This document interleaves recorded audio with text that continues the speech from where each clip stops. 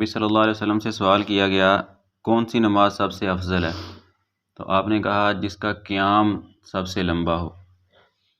تو اس پر پھر نبی صلی اللہ علیہ وسلم نے خود عمل کر کے بھی دکھایا۔ صحابی کہتے ہیں کہ کانا رسول اللہ صلی اللہ علیہ وسلم یقوم و یصلی، اللہ کے نبی کھڑے ہوتے اور نماز پڑھتے، اتنا لمبا قیام کرتے حتیٰ تارم قدماہ وساقاہ، یہاں تک کہ آپ کے قدم یا آپ کی پنڈلیوں پر سوجن آ جاتی، سوزش ہو جایا کرتی تھی۔ تو آپ کو کہا گیا تو فیقولو، آپ نے کہا فلا اکون عبدا شکورا، کیا میں اللہ کا شکر گزار بندہ نہ بن جاؤں کہ جس اللہ نے مجھے اتنی نعمتوں سے نوازا ہے، کیا میں اس اللہ کا شکر گزار بندہ نہ بن جاؤں۔ تو آج اگر ہم دیکھیں تو اللہ نے ہمیں کتنی نعمتوں سے نوازا۔ اس وقت نعمتیں ان کے پاس کیا تھی کہ کسی بندے کے پاس 2 کپڑے نہیں ہوا کرتے تھے۔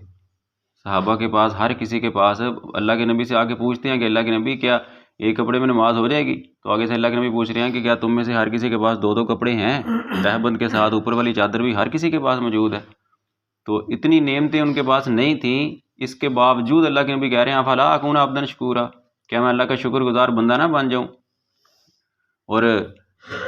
ہم اپنی زندگی میں دیکھیں تو اس کے مد مقابل تو ہمارے پاس تو اتنے سوٹ ہیں، اتنی نعمتیں، کھانے کے لیے 3 ٹائم کا کھانا، سب کچھ اللہ نے دیا ہوا ہے، اور پھر ہمارے اوپر کیا یہ بات نہیں آتی کہ فلا اکون عبدا شکورا، کیا ہم اللہ کے شکر گزار بندے نہ بن جائیں؟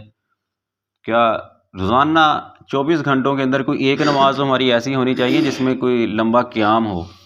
کوئی ہم بھی اللہ کو کہہ سکیں کہ یا اللہ ہم نے تیرے نبی کی سنت پہ عمل کیا تھا، چلو سوزش نہیں، ورم نہ آ سکا، کم از کم ہم تیرے سامنے کھڑے ہوئے تھے، لمبا قیام کیا تھا اور کچھ ٹانگوں میں درد شروع ہو گئی تھی، اتنا تو ہم کہہ سکیں کم از کم۔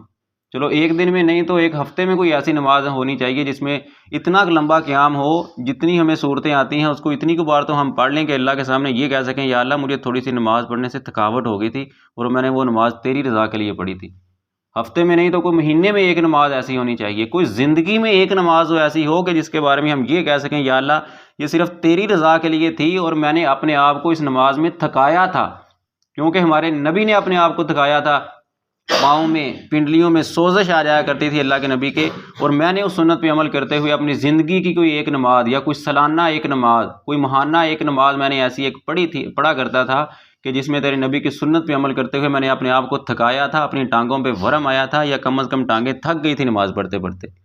تو یہ نمازیں اللہ تعالیٰ کو بڑی پسند ہے جن کا قیام لمبا ہو، نمازوں میں خشوع خضوع ہو، آہستگی ہو، آرام ہو۔ دنیا کے پیچھے بھاگتے بھاگتے انسان کچھ نہیں پا سکتا، یہ شیطان کا وسوسہ ہوتا ہے کہ تو اگر تھوڑا سا زیادہ کھڑا ہوگا تو یہ کام لیٹ ہو جائے گا، وہ لیٹ ہو جائے گا۔ 2 4 5 منٹ میں کوئی فرق نہیں پڑتا، آرام سے سکون سے نماز پڑھیں، لمبا قیام کریں۔ اللہ تعالیٰ کو ایسی نمازیں بڑی پسند ہیں۔ اللہ تعالیٰ ہمیں اس پر عمل کرنے کی توفیق عطا فرمائے۔ وما علیہ الا البلاغ۔